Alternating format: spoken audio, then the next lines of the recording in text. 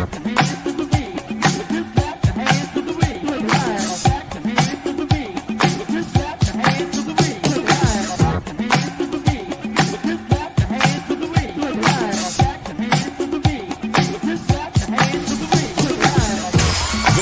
#1 DJ, DJ Rockwell. Yo, this is Apocalypse, the lyrical warner, hip-hop revelator. And you rockin' with the nation's #1 DJ, DJ Rockwell, you understand me?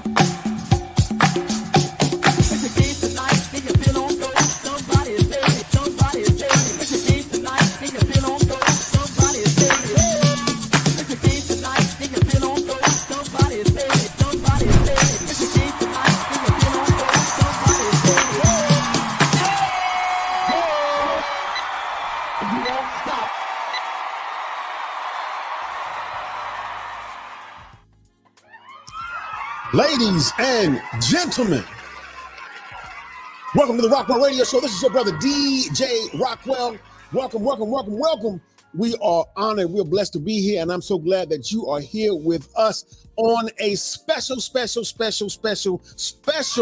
broadcast on a Thursday. I know. I should normally say the day of the week, Big Dave, because this may be heard in the future. But we want everybody to please observe the 3 standing rules of the Rockwell Radio Show. We need everybody to go ahead and hit that like and share button. We need everyone to tag somebody, and last but not least, we need everyone to subscribe to the Rockwell Radio Show on our YouTube platform. And guess what? We are now available on the audio only podcast. You can hear us now on www.therockwellradioshow.podbean.com. You can catch us everywhere that podcasts are heard. iHeart, Podbean, Apple. You can hear because we're there. And if this is your first time listening to the Rockwell Radio Show, welcome. We cover everything here, but in particularly, we cover, my man Tim White rage. We cover everything, man, from politics to culture to the rise of our people. And this platform is used to further that agenda. We are interested in putting people on and talking to those, man, who have something to say. We're interested in those who have a blessing and a lesson to give. And tonight's guest is no different. And I cannot tell you how excited I am to have tonight's guest plural, in the house. Dave, let's go to the newsroom. I don't want to waste no time. I want to start with the brother you see on the screen. I moved to Atlanta in 1994. And I was so happy to be in a new place. And then we started going through the radio, going down the dial, seeing what we can find. What was like St. Louis? What was hot? What was on the box? I eventually would find one DJ N.A.B.S in the lab on what was then brand new Hot 97.5, the only all hip hop radio show in the city. And it was there where we heard our brother Future Flavors, him, Poon Daddy, and Chris Lover, who the world would later know to be Ludacris. And it was there we would go to get our daily fix of hip hop on the radio. It didn't exist. And who was to know later our brother will then go on to sign with Columbia Rough House Records and give us In the Labs, DJ N.A.B.S, the live album version. That was in 1998. Who knew that would happen? Brother was in the city tearing down clubs I can't even access. Kaya. The list, we'll cover the list later on. Brother was making a name for himself in the city, absolutely destroying club after club and building a brand like no other, having radio on his back and also now having the brand DJ N.A.B.S in the lab. It was then through his marketing and his networking, and we're going to come back to that later, the power of networking, where he met Mr. Malden. You know, the Maldens, Jermaine Dupri and his father, Mr. Malden. And it turns out at that era, or just before, and brother, please correct me if I'm not getting the timeline right, he got a call about, yo, Criss Cross needs a DJ. So, excuse me, but before that, he was putting on the map. He knew in that seminal stage, the brother's name, Arrested Development. Oh, I almost made a misstep. I'm trying to tell just a brief part of the story. Brother was there and a part of AD before they were AD. And he ended up doing a remix for Arrested Development's biggest record, Tennessee. But now, let me get my story right. And then he got that phone call that led to a meeting that really would change Brother's entire life. When he got a call to come on the road with Criss Cross, legendary Atlanta duo, who was so big you couldn't be anywhere and not catch Criss Cross.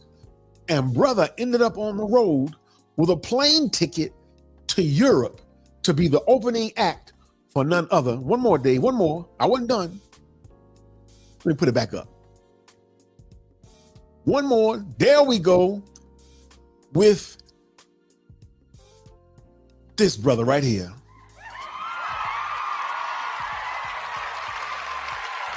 This brother ended up with Criss Cross on stage with Michael Jackson all over Europe, making history as being the only DJ to tour with Michael Jackson.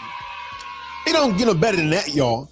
I think, and that's just a small introduction of our brother.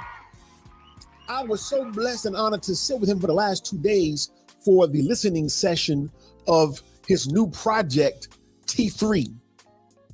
And later, 2 days later, I was blessed to sit with our brother for the screening of his new documentary called N.A.B.S. Got Something to Say. And we're going to talk about all of the above and more. But first, before we welcome our brother to the stage, I want you all to watch this.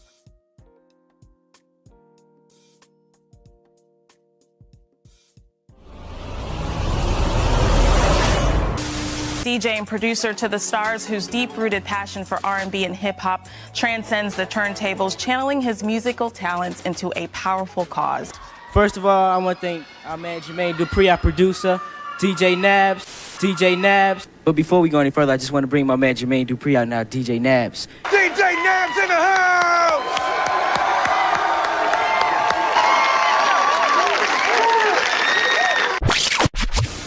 I met this brother through Criss Cross because they've been here many, many times, and I wanted him to come by himself so he could kind of show off on national TV. You know what I'm saying?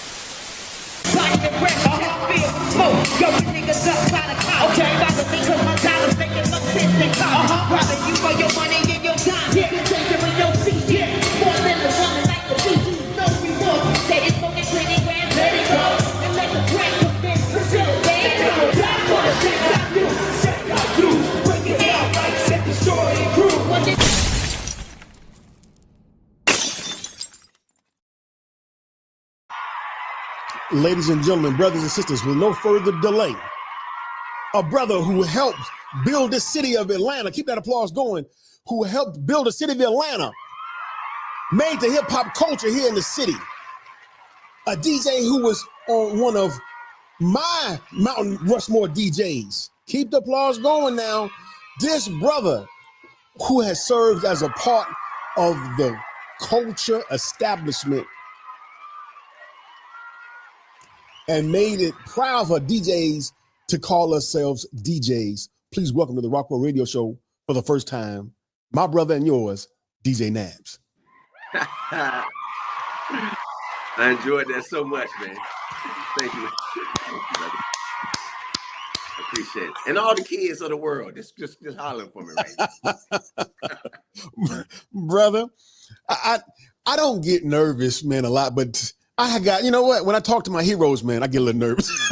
No, I understand. And look, we done had a couple of good days to kick it and then chat a little bit before this, so it should be a little bit better. I'm working on it, brother. Again, welcome, brother. Thank you for joining your little brother here on the Rockwell Radio Show. I want to respect time. I want to dive right in. Okay. I tried to give just a tidbit of the history, and obviously I left out a lot, and I want to try to sew into the conversation as we go along some of those things. Sure.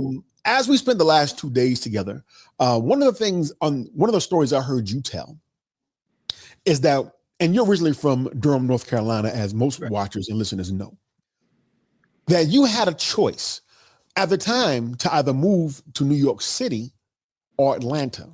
The year was 1988. Right. And the industry and the culture and the focus for hip hop obviously was on New York City. What made you choose Atlanta?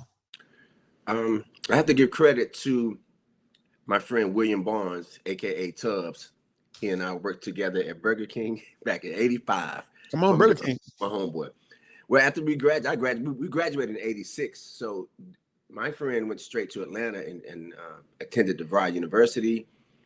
After he graduated, he called me and said, "Come down and do my graduation party." And he had been telling me about Atlanta, but I was busy at home. I had never been to Atlanta, and I was pretty cool. And I didn't mention at the documentary screening, which I mentioned now, my father's from DC, my mom's from Durham. So I also considered DC, not for hip hop, but just because family was there, and I didn't have family in Atlanta. Yes, sir. New York was where obviously the culture was. I had friends that moved to New York. If you wanted to be in hip hop, you went to New York. The conversation of going to Atlanta for hip hop, that wasn't in my experience, but that wasn't the conversation in 1988. So anyway, I took my friend's advice. I came down, I DJ'd this party, and I was blown away by Atlanta and the opportunities that seemed to be there. And so my best friend Luke Duke and we moved to Atlanta after I did that party with my buddy. So the year is 1988. This is before Atlanta obviously became what it is today. Yes. In terms of its state power in hip hop. Right. What was the scene, the hip hop scene specifically, that you found when you got here? Who was making noise in the city? So a lot of us talk about King Edward J and the mixtapes. King Edward J was an older gentleman. He's older than me now, but he was obviously older. And he owned a record store. I was 18, and I'm just telling you something I learned later. But sure. The scene was people were in their cars. They were listening to these J-tape mixtapes that, the J-Team mixtape. And they had a crew of DJs that included DJ Smurf, which people would know as Mr. College Park. Yes, sir. Player Poncho, who made What's Up on the Social Death Bass compilation, and some other people. Oh, DJ Kizzy Rock, can't forget yes, them. Sir. So that's what you heard in the cars, and they had a style. And that style, well, part of that style, they would mix slow records with fast beats. Right. Which later translated into Shawty Swing My Way. Right. And slow songs with a fast beat. But that early, so I heard that. DJ Magic Mike was huge in the area because of all the bass. And that's how you knew. I was on the bus a lot. So I heard the cars dropping down the street. Come on now. And then on the radio was the radio. I mean, people can look up, the 80s and see. 1988 was a great year for rap, but doesn't mean that radio was playing majority of it. Radio was not playing majority of it. And in Atlanta, there was a rap show that I ended up getting on called the Fresh Party. And that was pretty much it. There was no rap station in Atlanta until 1995. So this is 1988. There were DJ battles. So I battled DJ Toomp at Piedmont Park when I first got there. And we became Toomp. And then I went to Mr. V's. I heard about $1 million record pool DJ battle, and that was 89 or 90. And Mr. V's, I went and I won that. I won a 8-second sampler from Newmark, a little piece of equipment like this, had 4 seconds of sample time. Come on, man. That's what I won, which I still have. And that was the early. That's what early Atlanta was like. Just a little snapshot of what Atlanta was like at that time. Now, it's 88. And again, on previous interviews, I've heard you say that Atlanta was almost an R&B town. Oh, and yeah. You had to be well-versed in your R&B crates to play in Atlanta. What happened, or when did the shift occur when hip hop began to get a more stable footing in the city?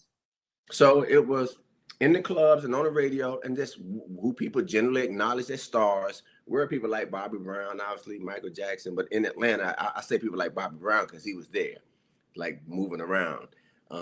When MC Hammer got hot, moving around in Atlanta, in the clubs, in this Jack the Rapper, all these things going on. So that's kind of that period of time.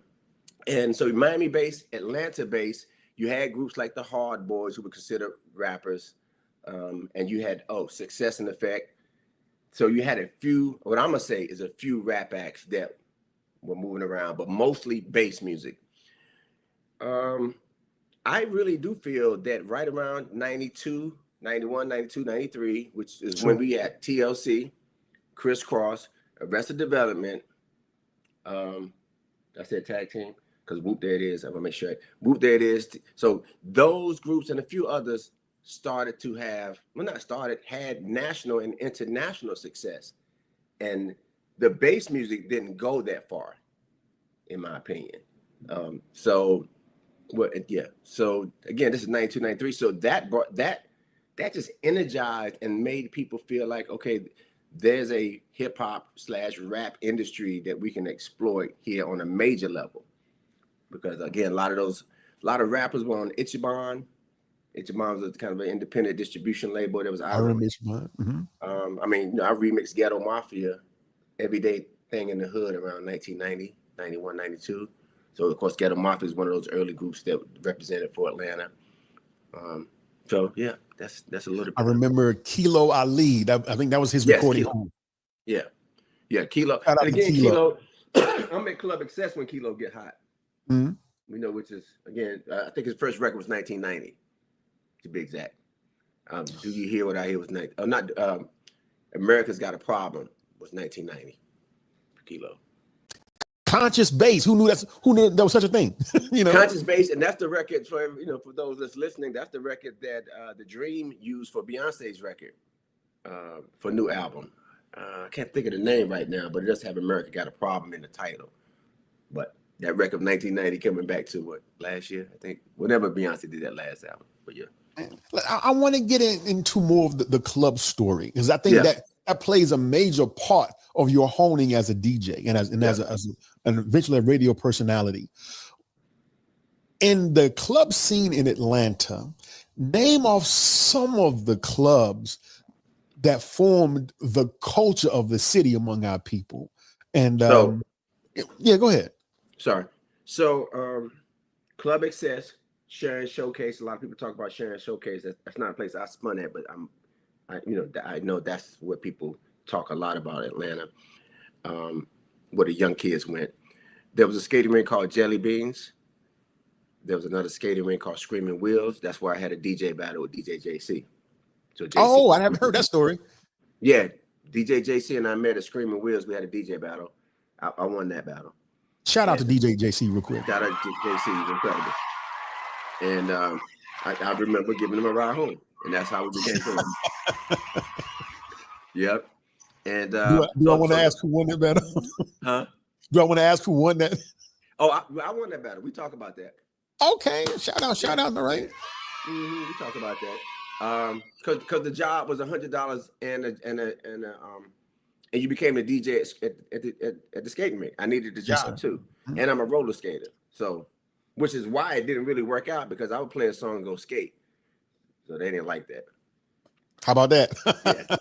So anyway, so the early clubs, Screaming Wheels, Club Excess, blah blah blah. When we get into the 90s, really, when we get into having Hot 97.5, which is 1995, that's when the club scene for rap exploded, because now there was a radio station that was affordable for the clubs and the promoters. So then from there, we got 559. We started doing live broadcasts at Club 112. 112 had been around already, but by this time, they're accepting the hip hop. We're at Club Essos on Saturdays doing a live broadcast, and Sunday was my off night. So I went and rented out Club Kaya so I could do an old school themed night. So those were some of my main clubs, but there are many, many, many more. But I will say that in 95, again, when we got the radio station, that made a big, big difference. And there weren't too many promoters in Atlanta. There were some, but after the radio station came, we started doing live broadcasts, artists after artists, every artist you can name, because all the artists from New York came to Atlanta. Believe that. And Come on now. 97.5, so they came through the broadcast. I don't care if it was Fat Joe. Fat Joe done hung out with me at SO. I have drops from everybody. Nori, Jay-Z, Puffy, Diddy, all just because they all came to that rap station in Atlanta in 95. And of course, we had clubs. The 2000s, I know I'm skipping around, but just to give people a little context. Sure. The 2000s is when you get people like my former sidekick, Chris Lover, emerging as Ludacris. T.I., my good friend who I met at the park when I first moved here, had worked for MC Shy-D with Luke, lots of people. He brought T.I. or Tip to me before his record came out. We did a couple of mixtapes. T.I. coming out in 2000. Sierra comes out. So the 2000, and then people like Bone Crusher and the crunk movement is continuing to expand. So it was just chunks of different pieces of movements as we went from the 80s to the 90s to the 2000s when people became aware of crunk, and I think everybody started to be aware. Now, Outkast, which I didn't, I'm only kind of coming back to them because to me, there was a flow with Outkast that was a little bit different. They came out 93, 92, somewhere around about there. That record, Southern Playlist of Cadillac Music, and this is my opinion, because this is how record companies do. The West Coast and the Chronic album was so blazing hot that they as at LaFace Records found a bridge of a record that was Southern, but it still fit the West Coast vibe of the Chronic and Snoop's album that was ruling around 92, 93, 94. And so for DJs, it just fit in that mix. It's Snoop Doggy Dog. It's that Southern Playlistic Cadillac. How about that? Music. How about that? Same vibe to me. And so to talk about Outkast growth, Outkast, my thing is it wasn't immediate. Outkast had a slow flow as far as the growth. People loved it, but it grew to legendary status over time. It wasn't to me an immediate thing because you had people still into bass music in 1994, 95, 96, 97, 98. That still ran the clubs. You know what I mean? Not records that's 90 beats per minute. That's why even later, Outkast is 3 records later, I'm sure. But Bombs Over Baghdad, they knew to bring the Atlanta sound up because that was old Atlanta. Fast, 140 beats per minute music. Now, you just said a key phrase now, and I want my listeners who are not from ATL to hear this. Old Atlanta. Yeah. Please break down for those who've never heard that language, old Atlanta versus Atlanta. Again, my opinion, and I talk about this a lot, and I try to find a way to make it clear. Old Atlanta is the Atlanta that most of the world didn't know about. If you were in Atlanta and you realized that, okay, this is a Black Mecca, it was already a Black Mecca, but it's the hip hop aspect of it that had to grow into the 90s and 2000s. Obviously, people knowing exactly what Atlanta is. But I would say at that time, the industry was heavy in LA, New York, and DC because BET was in DC. Yes, sir. So even Crisscross, we shot most of our videos outside of Atlanta. How about that? A couple of videos obviously were shot, in Atlanta intentionally, but the business wasn't fully in Atlanta. It only had LaFace Records for a while, which came in 89. So Def got established after Crisscross, which should be about 92, 93. Dallas is probably somewhere around that same space. And again, you had Death Row on the West Coast. You had all the rap labels were in New York for a long time. Def Jam, Cold Chillin', you name it. So yeah, it's so that's old Atlanta. New Atlanta is the industry. It's majority of the reality shows we see on TV, it appears that feature Black people. And so the movie industry, now there's 6 or 7 rap stations instead of 1. Yes, sir. So yeah, I think again, New Atlanta, old Atlanta. So people who know that Atlanta's hot are there now. People who were there before who didn't know it, that's more old Atlanta. We just made it happen. Ladies and gentlemen, we are in the building with our brother DJ N.A.B.S, legendary DJ N.A.B.S. You want to ask everybody to follow the 3 rules of the Rockwell Radio Show, and that simply means to hit that like and share button, tag somebody, tag a DJ, tag a hip-hop fan, tag somebody, and if you're watching via our YouTube channel, and we hope you are, subscribe to the channel today. Join the family. Brother, I want to kind of bring us up a little bit. Obviously, I was there with you at the screening. And we're going to get to the story of the screening in a moment, but I want to point out something I think is very, very important about your development and evolution. I had the pleasure of talking a year ago on this very show to DJ Mel Star, and I asked him about his development as a DJ, and he said this to me. He said, Rock, until I knew I was ready, I didn't even go outside, because the DJs outside was in the park. They was fierce. I practiced my craft inside until I was good enough to go outside. When did DJ N.A.B.S know you were ready to take your skill outside? For example, when you got the call from Mr. Malden to go to Europe, did you know you were ready? You know, I would say I did know I was ready for what I knew how to do. I was not necessarily prepared for the things that came that I wasn't expecting. So being Crisscross's DJ, for instance, I was prepared to mix, scratch, do my routines. I wasn't necessarily prepared to be the mic man, the hype man, the person to the musical director, basically, because as we continued from the Michael Jackson tour to other tours, the show needed to be redone, recreated. We did a new album, The Bomb, so we had to create a new show based on that, and that responsibility was given to me. So then later I added, visuals, and I just really worked with, I would say, the So Def team, for 25 years, all the way to the point where the 20th and the 25th, even the visuals that's on the screen, I'm a part of creating and helping put that together for the presentation.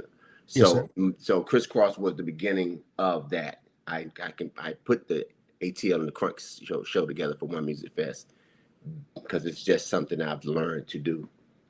So, yeah. Now, having said that, and again, I promised myself that I wasn't going to try to ask you a million Michael Jackson questions, but I do want to ask you this one once you got there and once you're touring around with the iconic Michael Jackson.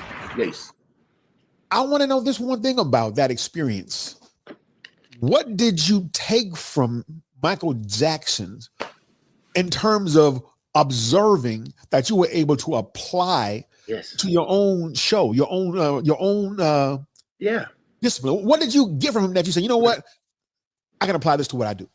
Sure. So right off the top, and I'm sure this is not going to be surprising, Michael Jackson's energy, his commitment to the show, to the performance, nothing's going to stop the show. That's the main thing I took. But to be specific, came back from that tour in 92. I toured with Escape. Once Jermaine signed them, I toured with Bow Wow. As soon as he was found, he didn't have a record, and he was just going out performing and rap. So I was doing all these things with So Def. The rap station came, and then I decided to do my own night, which is in the lab with DJ N.A.B.S at Club Kaya. And so Theater of the Mind, that's what I took from Michael Jackson. See, I saw, and I took tons of pictures, and we obviously have video, but I took more pictures of the setup. In other words, obviously Michael Jackson was going to do Thriller. So, backstage, there's all these skeletons on the rack, all this equipment, all this, I was just amazed with everything. So I took that Theater of the Mind concept to Kaya, took a club, ignored the DJ booth, used the stage, created the lab, had a mannequin on there, I had an operating table. I wore the full doctor's outfit with the stethoscope, the whole bit. And then eventually I got dancers, and eventually I put video screens up, and it was all for the show. So when people came to Kaya and they came to that back room where I was, I had Kemet in the front, because there was a bistro, and then we had a patio outside. So it was like 3 spots in one. Right. But the back room was the lab, and that's where I did my show and performed, and had the other DJs perform. And I brought Run DMC, Sugar Hill Gang. I brought the Executioners, 4 DJs, 6 turntables, had them perform, and all these things are filmed and documented. Because you saw the documentary, but it's just so much more. Couldn't even put it all in there. So that's what I got from Michael Jackson. Theater of the mind and the theater of the stage, like just making it a spectacle, like DJ Drama said in my documentary, a spectacle. How did that help you in terms of helping your brand? Yes. How did that stage present upgrade help move your brand forward? Well, you know, first of all, when I'm popping up on TV with Criss Cross, Soul Train, Arsenio Hall 3 times, Jay Leno, The Tonight Show. So immediately I'm being booked all over the place just because of Criss Cross. And I would say the Michael Jackson tour was funny about the Michael Jackson tour because, of course, we didn't have social media. It was on the news. Everybody knew it. And, you know, the world kind of moves on. It's not like with social media, just that content just keeps getting back in your feed every time you turn around. So I guess with the Michael Jackson tour after that, and moving on and doing Kaya, I needed to, what the DJ is talking about right now, I needed to promote my own night and make my own money. That was another thing too. Man, That was the big thing. For 6 days a week, the radio station had me wherever they needed me. Events, clubs, live broadcasts, whatever the case may be. Sunday was my off day. So I took my off day and made it the hardest day I had to work on the night. You know, How about that? Yeah, that's what I ended up doing. So we're almost at the half, and we have another brother that we want to get to on the show just in a quick second. I got maybe 2 more questions I want to ask during segment number 1. Ladies and gentlemen, if you're just joining us, we're with brother DJ N.A.B.S, the legend in radio, legend in touring, legend in DJ icon from Atlanta. I originally from Durham, but I would say the brother helped build Atlanta. Let me ask, what do you feel when you hear the word legend associated with your name? You know, people just, you know, they toss a lot of things around. I always wanted to be a legend. So now I feel I put the work in. So it's not like I'm always appreciative of it. But then when the word just gets thrown around to everybody, you just kind of feel like, you know, and I'm not saying that in this case. I'm more worried about the word DJ. How about everybody that? running around with the word DJ, and it's like, you know. So Ben to note, everybody. Huh? I want to bring it up as we get ready to close out first segment. I want to bring it up to last night, the panel discussion. Big shout out to everybody on the panel. It was absolutely a great listening experience, and it was a historical moment. Dave, go ahead and bring up that slide with those panels. Yeah. Brother, what I'd like you to do is tell the people who are watching and listening, who are these people, and tell us what they mean to you and what's your relationship with these people. Sure. All the way on the left in the brown hoodie, I think that's Magic with the camouflage. That's Magic. Magic, our relationship started in V103. He's a voice producer, personality. At one point, he was the Magic Man on air that took care of all the ladies. So he would have events where he invite nothing but ladies, give them roses and wine and stuff like that. Magic's a real legend. Next to him is Jerry Smoking B. We the 2 Light Brothers. That's our production name. When we do work. And Jerry's a big brother, a mentor. He has done so much in radio. I was saying the documentary at Hot 97.5, which you saw, all of this equipment for Atlanta's rap station was his. They use his equipment. So I could go on about Jerry. Next to that is Jay Certified, JMB Media. That's my right hand. She really organizes everything, all my life, so to speak, all my work. Yes, sir. Mm-hmm. I stay in the lab. I'm literally in that sense, and so she brings it out to the people. To the other side of me, my right, your left, that's Princess Ivory, and Princess Ivory, the first midday radio personality on Hot 97.5. She's also MC Shan's sister.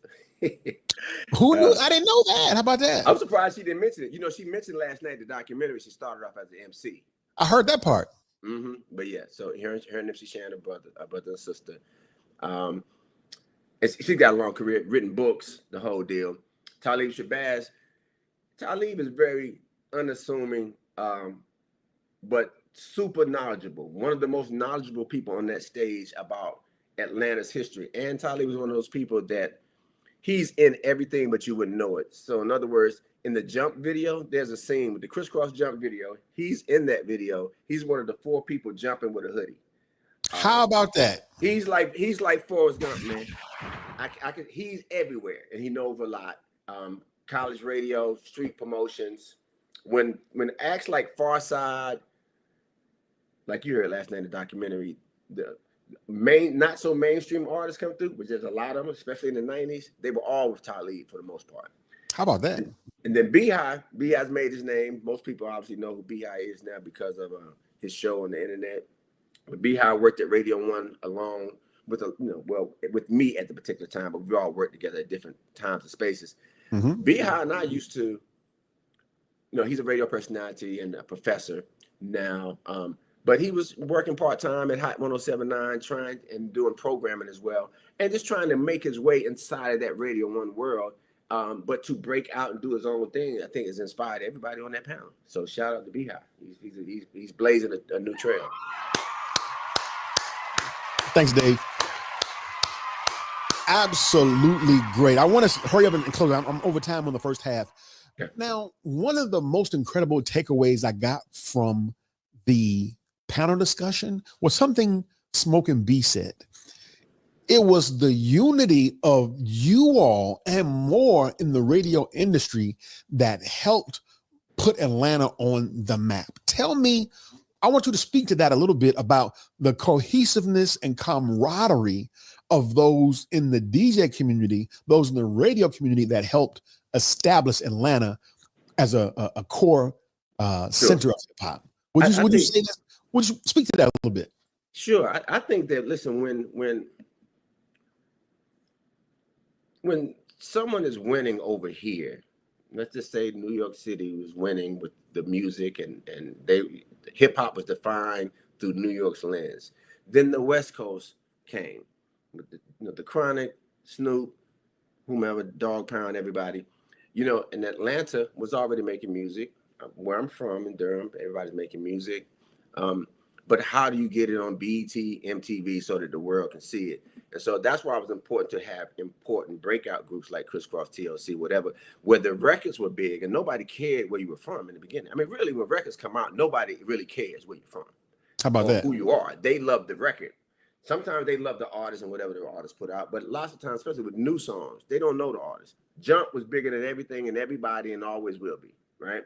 So how does that translate to radio and DJs? Well, again, Crisscross coming out, TLC, even Outkast and everybody, when they first came out, there was no rap station in Atlanta to play their music. So once we got one, boy, we charged. We ran with them records. We ran, I mean, Who with Soleil and JT Money. That was brought to me on a cassette. Organized Noise was down the street from Hot 97.5, which is on the Old National Highway, in a small little dentist office, and people brought cassettes there, and that's how we played the records. They played the songs. They weren't even pressed on wax yet. So we had a point to prove, and that's what happened, and it just kept going. It just kept going as far as the artists that were breaking one by one out of Atlanta, all the radio push, all of the club promotions, and I think Atlanta was very, very just focused, and it just happened to move around the world. Ladies and gentlemen, DJ N.A.B.S. I know I'm over time, Dave. I'm trying to close out, Dave. I could do an hour alone just talking about DJ stuff alone. But right. I'll close out with this segment with this question. The documentary was absolutely incredible. Thank you. Absolutely incredible. I want to know this, N.A.B.S. There was footage that date back over 30 years. Yes. And you telling your story. Why did you pick now to start telling the story? So I started before. I started technically in 2009. Okay. So 2009, I was trying to get it on HBO. Netflix then came. Then I was trying to get it on Netflix. At some point, I got frustrated and I decided to put out a DVD, Diary of a Mad DJ. Then somewhere around 2014, 2015, they start doing documentaries and behind the music on people or artists in Atlanta, like my former sidekick, Chris Lover, Ludacris. So then I licensed for Ludacris behind the music. And all the way up to Freaknik, I'm licensing some of this content, but my story, I still hadn't found a network or situation that was willing to tell my story. So we decided, shout out to J&B Media, to do live screenings. And so we started in Durham, where I'm from, and we did our first few screenings there. I even got my own day in Durham now, May 14th, DJ N.A.B.S Day. And thank you. And so this week is the week we decided to bring it to Atlanta after establishing a relationship with Georgia State University and their archive department. And, so that's why we decided to do it now. It's just good timing. Brother, I've been over this segment by 11 minutes. Dave, we're about to go to break. Ladies and gentlemen, we've got the legendary DJ N.A.B.S in the building with us on the Rockwell Radio Show. We are about to come now to his right-hand man, C2K, to talk more about his brand new project called T3. That's all coming up on the other side of the break. Don't go away. We will be right back.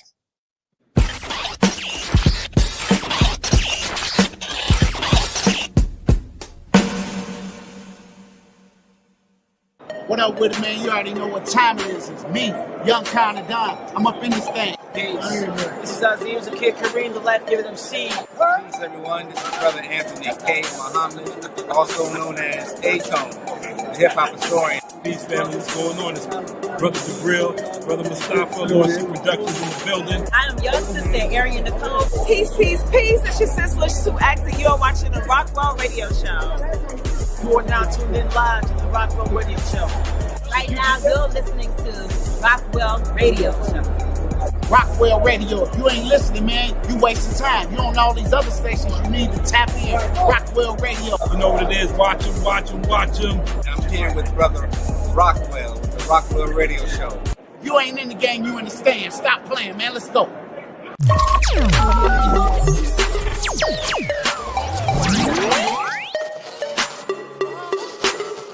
When last time you bought a Final Call? Oh, yeah, true. Yeah, man. You see what I'm saying? We always want to start. I mean, this is what I'm not doing. Yeah, everybody go buy a Final Call tomorrow. Everybody who watched it. The Muslims shouldn't have no papers in their hand tomorrow. Because you know what the Muslims going to do with the money. True. They're going to create other Muslims. True. You know what the Muslims are going to do? They're going to keep your neighborhood safe. They're going to show your little girl ain't nothing wrong with wearing a long dress. They're going to teach your children they're the original people on earth. So you know what that little $2 going to do. So go and spend that little $2. True. True. That's it. That's it. That's it. That's it. Assalamu alaikum. This is your brother, Nuri Muhammad. And whenever I'm searching for a source or a platform that I can get some news that I can use, I look forward to and look at, watch and listen to the Rockwell Radio Show. And I hope you would do the same.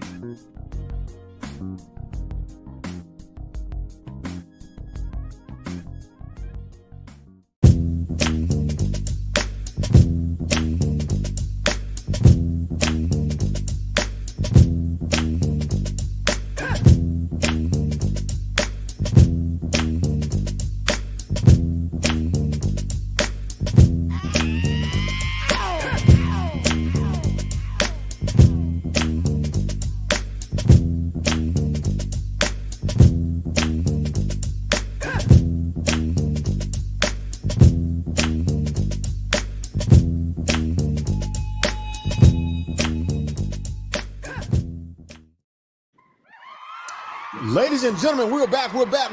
My guest tonight is none other than the legendary DJ N.A.B.S. History making, trailblazing in radio, in television, in production.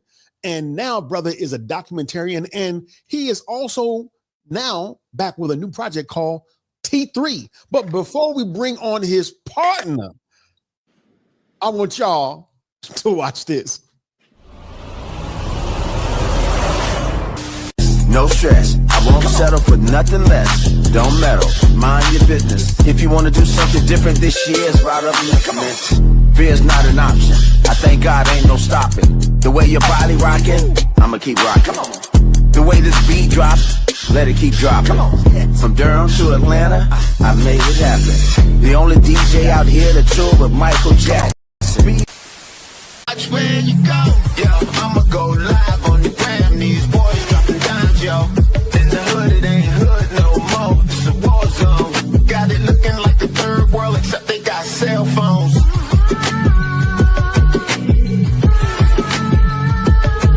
See the drones in the sky, what they looking for. See the cameras on every corner, what they looking for.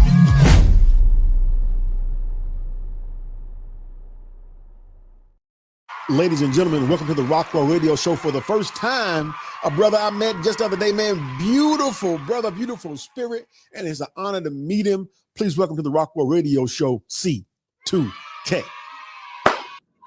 There you go. There you go, there you go. What's happening? My brother, glad to have you, glad to have you. Yes, thank you. Thank you. Glad to be here, man. Y'all check out mcityworld.com. That's where you can plug into the T3 project, EMCITY world. You know how to spell world. mcityworld.com, y'all. That's where you go to check out the project. What's happening, DJ Rockwell?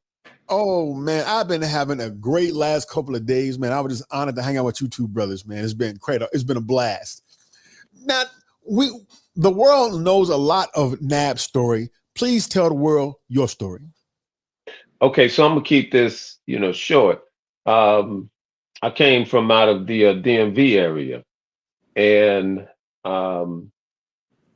I found hip hop in '79, and I knew that's what I was going to do. And during that time in the DMV, everybody else was, they were into the go-go music, but I knew that hip hop is, that was what I was going to do. So yeah, I hit the stage and talent shows, and I'm winning everything. So I realized that I had a gift, for it. And then I set out to produce my own records and things of that nature.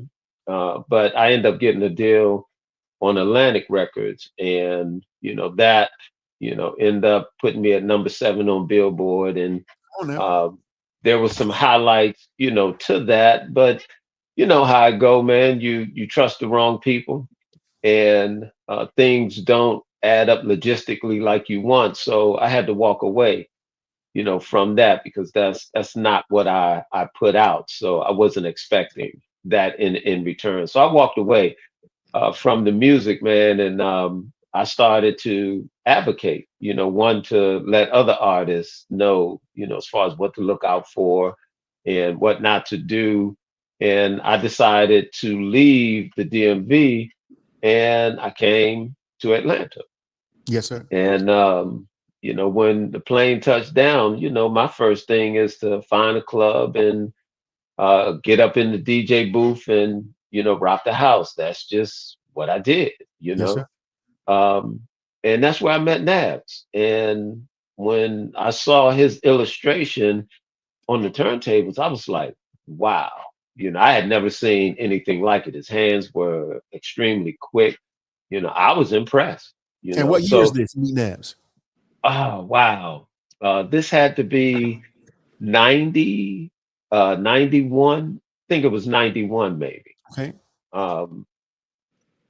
So during that time, when we met, we instantly became, friends. It was like, we just knew each other. So, yeah, that's how he and I, got off into it. And I still was, kind of messing around.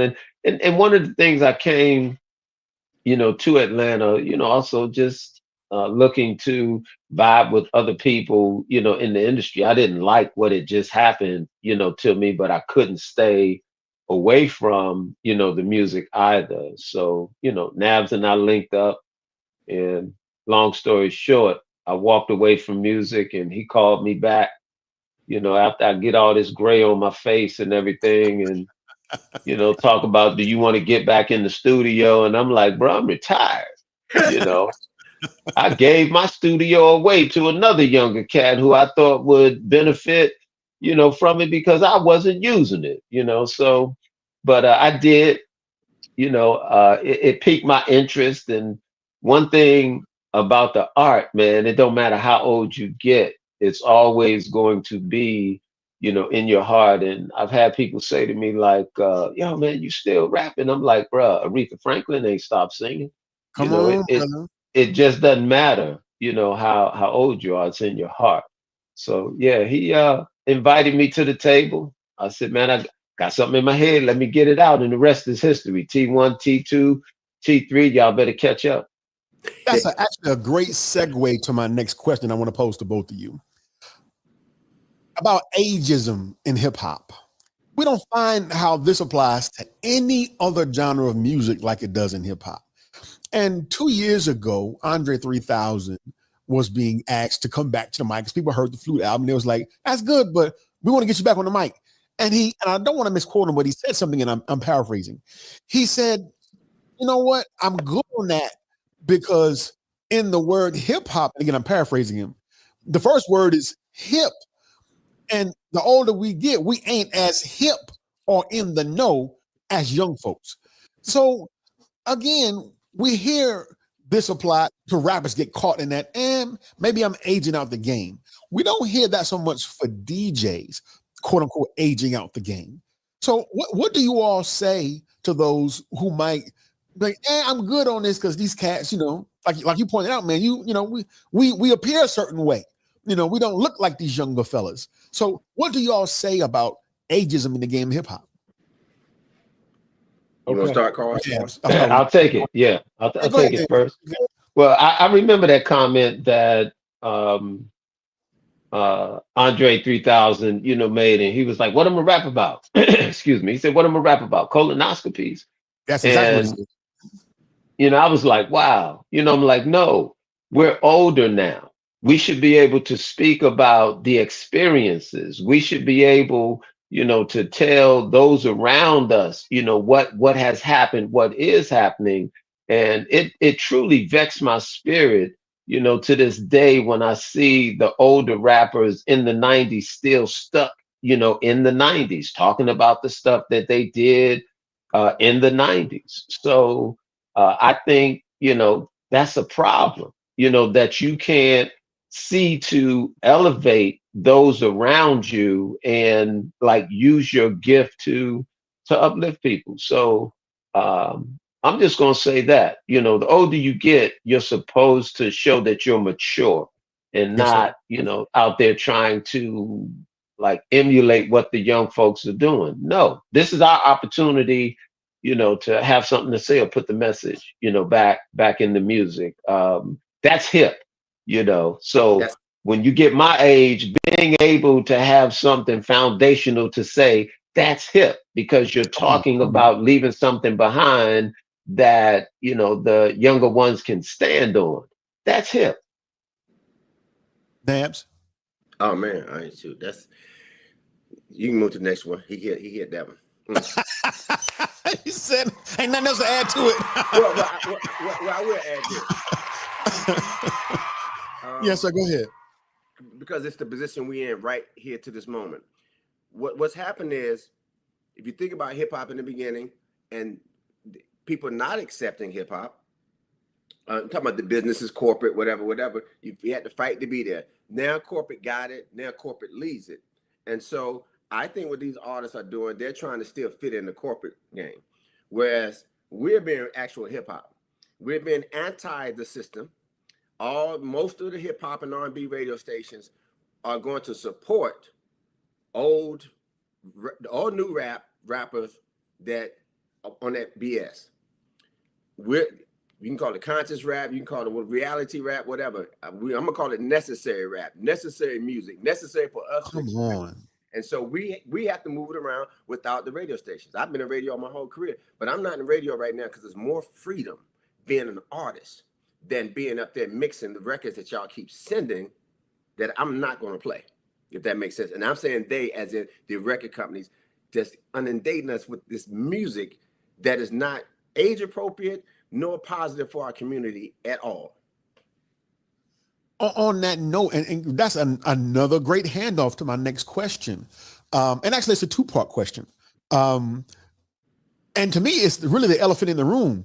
N.A.B.S is rapping on this project. Let's start with, when did that happen? When did you decide to start exploring being on the mic as an MC? A little bit before the Calls 2K and I started working on T1, T2, and T3, because I mentioned it earlier in the interview, I'm still working with all the current artists that people know, Sure. In the last few years. And once I decided to kind of close out on that, I didn't really have any artists that was interested in doing what I was trying to do until I came across the Calls. So I started doing a few records myself before the Calls 2K and I. Then once we got together, I've been in training with him. Now, Big Dave, y'all at home? Brother N.A.B.S sent me the album, and I proverbially dropped the needle on it. And when the beat started playing, wow, I was blown away. Song after song after song. It had a futuristic feel to it. It was playful at some points, danceable at some points, but what stood out to me as a brother who's trying to live his life as a Muslim in a certain way was the clean message, the positivity. You just, as you said, the conscious rap, or better yet, the necessary rap. Brother, man, thank you all for speaking truth to power in song after song after song.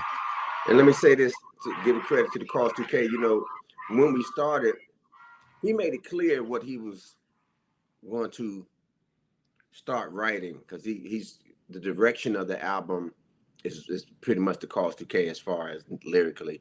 Myself and Charles Louis Rosario, we kind of put the music together. So both he and I put the music together.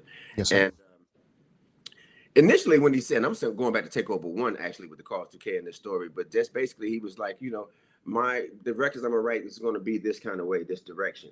In my head, I only heard 1 or 2 records that way. I may have heard 3 or 4. I didn't see an album. I mean, a whole Takeover project, Takeover 2 project, and a Takeover 3 project in the same vein of what he was talking about. I didn't know that you could do that. And not just, positive is one way to describe it, but it's more, like I said, necessary. Necessary things need to be said, but done in a way, a soundscape that you can enjoy. And that's what people are afraid of. They're afraid to say something real because they think it won't be played. It won't be enjoyable. Everybody wants to enjoy themselves and not necessarily learn, listen, and correct themselves. And that's what T3 is doing in a very cool way to me. I want to go to C2K. Dave, put C2K up on the big screen for a second. No, the actual brother. I want to put his photo, his profile up. Now, I didn't notice it during the screen check. Behind you is a bookshelf. I don't read. I don't read. I'm just kidding. And I always respect people who have a respect for books. Tell me a bit about your source, your knowledge base. What we hear you talk about in this album, what do you reach into to pull out what we heard on the album? Okay. So when I was dealing actively in the music industry, I was upset that when I wanted to speak about something positive, I had people around me saying, oh, no, we can't talk about that. Let's talk about, this. So that just kind of, turned me off. And then when I would break away to experiment with, whatever it is I thought I wanted to say, I still really didn't like it. Then there was this subtle voice that said, you need to learn more. And, that would better your conversation. So I stepped back. And at that point, I decided to learn, more. And I realized the importance of what it means to educate yourself. When you do that, then you have an advantage because you don't have someone at that point like directing you, in a way. It's like your own spirit is directing you, or the spirit of the creator is then guiding you to, what's divinely for you to understand. Yes, sir. So, yeah, I found myself being attracted, mostly to subjects centered around constitution and law, and then, the Bible. And those are two of the most difficult things to kind of jump into. But I learned, also that I was given a gift to simplify, things, being able to then communicate it, to others. So the books behind me, they really help to, enrich my understanding. Some of them, it's like people would tell me about them, so I would just get it and I'd start reading it, and I'm like, this ain't about nothing, you know.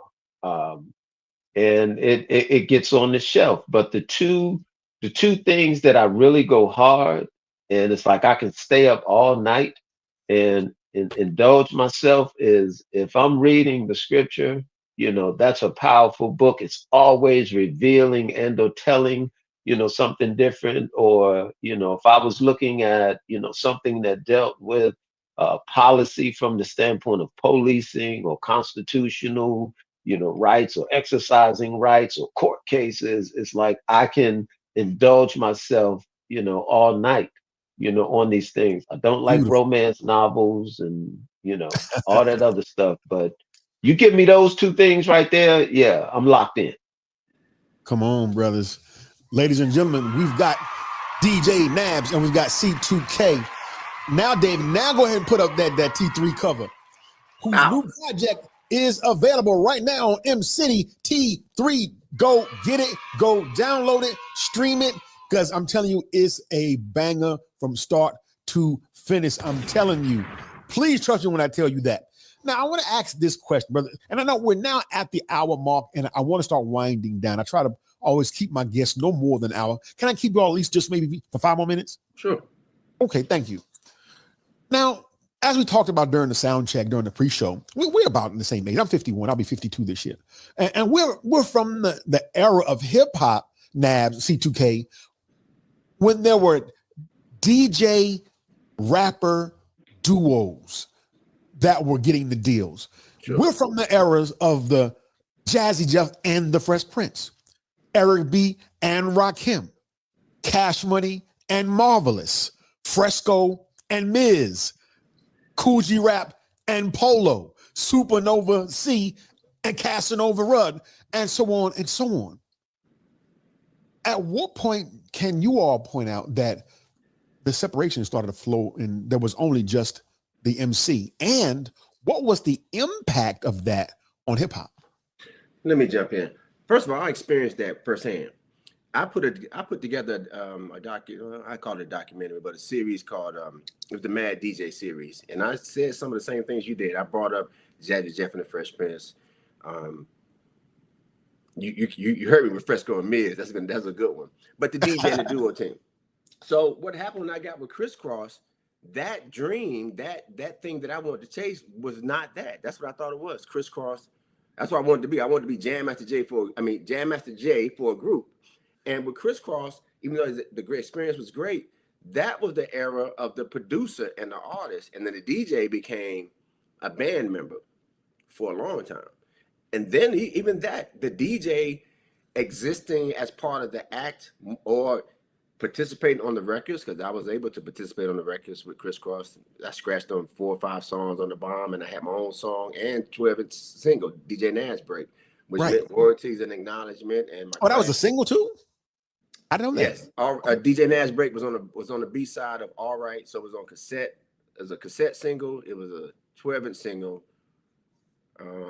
CD. Yeah. Yes, sir.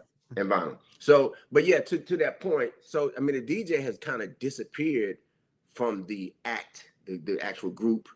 But that's why we also have the avenue to do radio, because hip hop radio and the DJs being a hip hop DJ wasn't a thing until the 90s. I didn't become a full-time radio personality playing hip hop until 1996. That was 92 when I was touring with Criss Cross.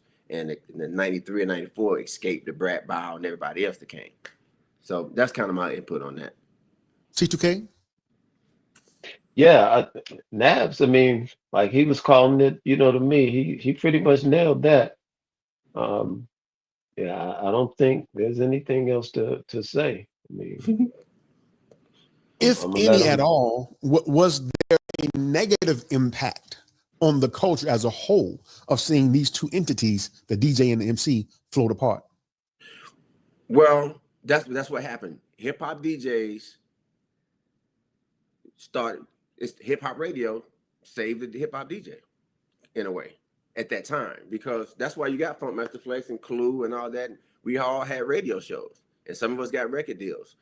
But I came from a group, so they say, but except I wasn't actually in Criss Cross. But the goal, you know, back in the day, you know what that was. I mean, Jabby Jeff and Fresh Prince can make an album together now if they wanted to, right? Still. And maybe really that's why the Cause 2K and I do it, because I'm still not done.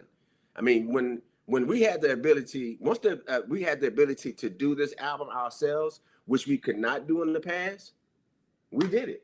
That's what, so, you know, we're still just kind of moving forward. So the DJ went from being a part of the rap groups to radio. So I don't say it's a bad thing. I guess at the end of the day, it's had to survive. These rappers out here, the big rappers they talk about, there's no DJ associated with a, you know, who's big in Atlanta now? We still talking about Future and those artists, Little Baby. It's not no association at all. You got hip hop DJs on the radio, but we just talked about that as well. So even that slot is not of interest to me. What's of interest to me is doing what we want to do, like the Cause 2K said. Go ahead. yeah, I have a con that I'd like to bring out. You know, I think originally it's supposed to be this group, but the money comes in and now everybody's, you know, separate and trying to be for self, you know. So I've always been about, you know, unity. And to have unity, you have to find the common thing that you're going to stand on that will provide, you know, that unity. And I tell, you know, Nabs, you and anybody else, because you got people out here talking about teamwork, man, but these folks are just running their mouth. It's just lip service. But I'll tell you, teamwork is a highly organized structure, and those who understand it best, they are revered as the best. These guys today are more concerned about themselves, how much money, you know, they can get, and they've forgotten what it means to be a group or a unit, having, you know, another's back and working even as a community. So hip hop, from the standpoint of DJ and MC, it illustrated that on a smaller, you know, a smaller scale. So you get to see, you know, who's really 10 toes down and where the Judas is. I want to start moving to close, brothers. One of the best things I heard thus far was N.A.B.S phrasing when he said, "This ain't conscious hip hop, this is necessary." Take us through the album, and I want to aim this one directly at C2K. Topic wise, what are some of the topics mentioned on this project that you think this needs to be said? They need to hear this. Thank you. Okay, so man, this album, it was not planned out. Like, you know, I don't think about what I'm a write about, and in fact, I don't write. I hear the song, and if the song speaks to me, then, you know, I get in the studio and we record the song. But these songs are talking about just things we go through every day, from the sex trafficking, you know, to just people being dishonest, to you know, the low morale and the need to know what morale is, and reintroducing the concept of principles, what integrity is. Like, it's saying that we must become the change that we want to see, and stop talking about we need change. Yes, so this album it illustrates a wide range of emotions and events and situations that we deal with, because I hear people say Black culture, and I want to make everyone aware there's no such thing as a Black culture. What we have is the Black experience, and what we can relate to is our oppression.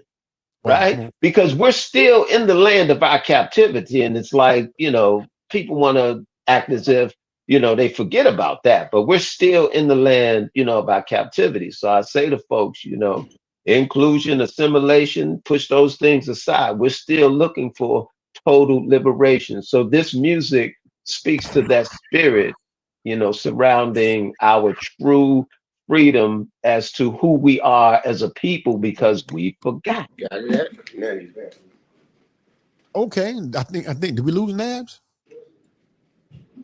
Okay, well, I'll direct my last question at you. Walk us through some of the features on the album. Okay, so Bagums, I met Bagums through N.A.B.S, and very talented, gifted young brother. So it was N.A.B.S who actually brought them, to the project, and I'm listening, to what's going on. I'm like, okay, this is pretty good. And the same thing with, Cujo from the Goody Mob and China White. It was N.A.B.S who brought these individuals to the table.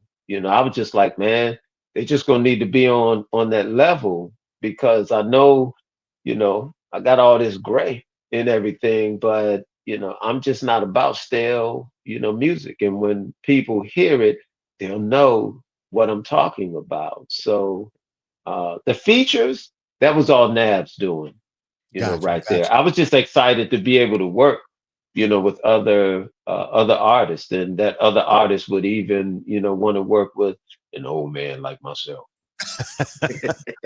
I'll close with this question for Naz, but then we'll wrap. And I promised the brother that I would ask this question, although I've heard it asked to you before. But I have a unique experience because I have a firsthand witness, and it begins with a story. One of our brothers was or is a boxing trainer, Brother Rockwell Ali, whom you may know. One day, all the FOI, not all, but most of us, about 30 deep, walked into a gym to support our brother in a match. And I was among the brothers that day that walked into this gym. And Dave, here we are, suited, booted, walking to a boxing gym. And the first person I see in the ring is DJ N.A.B.S. So I'm like, what is N.A.B.S doing in the ring? I remember this too. I didn't know it was you. I was in that crew that walked in. Yeah, man. So I bring that story up to say about our health. I want you all just to say a quick word in closing, because we have to do a better job in associating hip hop with health. So tell us about why you engaged in the amateur boxing experience, what you got out of it, and what would you suggest for Black men in our age to start doing more of to improve our health? Cool. It's a great question, I think, for both of us. And Carl's, I think, would be great for that very last one. But my experience was, especially with the boxing, was, and it's in my documentary, DJing pretty much all my life. I started to just become, just drink too much, man, really. And I had to find a way to stop. And that was a process, but it happened. This year will be 20 years, no alcohol. Just before the boxing, though, I decided to make that decision. Yes, sir. And so I got a lot of energy, even right to this moment. I have tons of energy. And so I stopped drinking. I started drinking Red Bulls while I DJ. I'm still 6-7 nights a week, probably. I'm still international and Red Bulls, and I got all this weight in my face. And an opportunity came to do a celebrity boxing match.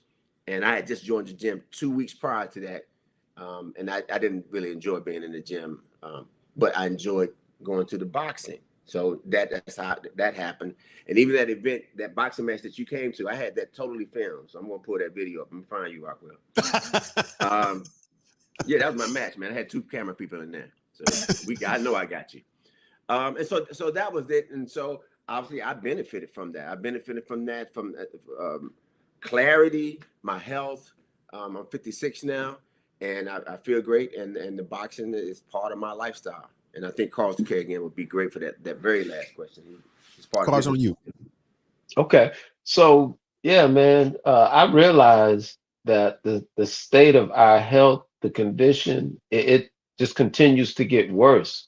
And no one is really speaking to it. And the creator put me on the path to understand food, and the healing of our body early on. So I acquired this knowledge when it wasn't cool, eating raw foods, and not talking about raw meats, but eating raw foods, preparing, raw foods. And Coretta Scott King at one time was one of my clients.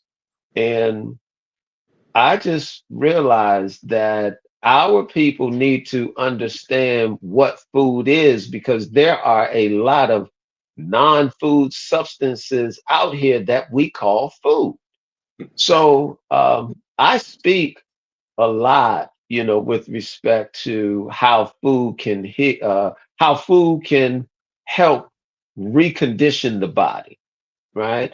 So I wrote a book called My Serial Killer, The Silent Saboteur, Hypertension. And I wrote that book because I realized there was a need in our community to combat hypertension. 55%, of our people have it, and the numbers are just getting higher. But what really struck me was when I saw from 2014 to 2023, they said like 30%, within the youth, picked up, this disease. So passively, I've been helping people, get their numbers back to normal. So I think it's just important for us to understand the dynamics of food and know that these are lifestyle changes that have to be made. And you can't just, keep eating the prepackaged processed and fast foods and, Absolutely. then Right. think that you're going to have vitality and energy. No, man, you're going to be on the dialysis and, ulcers and kidney stone. I mean, you're going to go through it. So, like I said, I just want to leave you with this, man. Be the change that you want to see. And y'all go to mcityworld.com, EMCITY, mcityworld.com. And y'all look us up. And also, you can catch me on Instagram at the Cause 2K. So I'm going to leave you with that. Become the change that you want to see. Come on now. Nabs, I want to give the final word to you. Anything you want to share with the Rockwell Radio Show listening and viewing audience, my brother? Probably, the 2 missions are right now, the documentary screening. So we'll be doing another one. And so all I can say is follow me, DJ N.A.B.S. And we post everything on mcityworld.com. And that's the second thing. Our music, T3, the album is out now. And we have a new song come out. There's a new group we created called the Southern Brothers. An amazing record called Ready to Love that comes out February the 11th. So you'll see that on mcityworld.com too. And that's it. Stay locked in with us. Brothers, I thank you. I honor you. I respect you. And above all, I support you. Thank you for being guest on the Rockwell Radio Show, brothers. I can now check off Dave, another of my DJ heroes. Go on the market on off.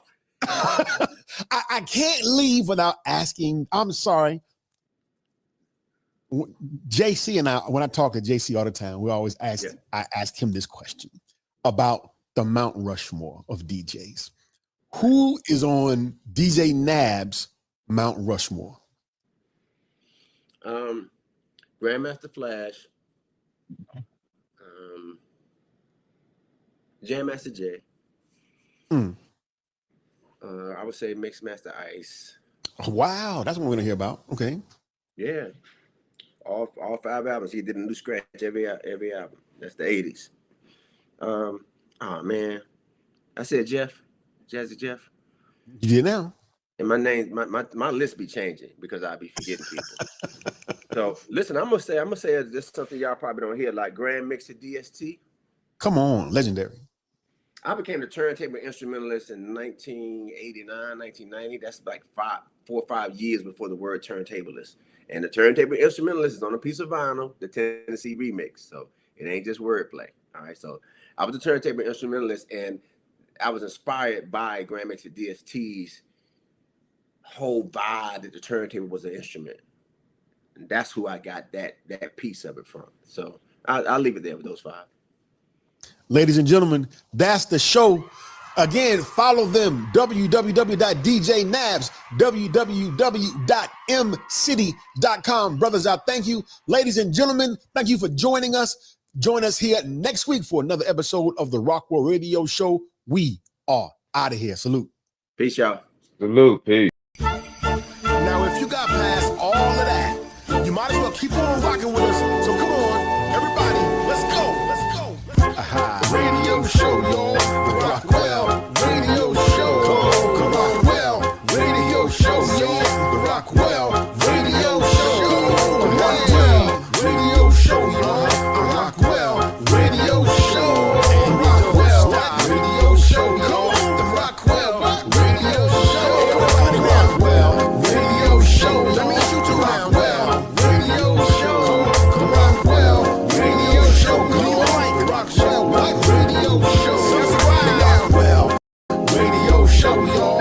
The Rockwell Radio Show. The Rockwell Radio Show, y'all. The Rockwell Radio Show.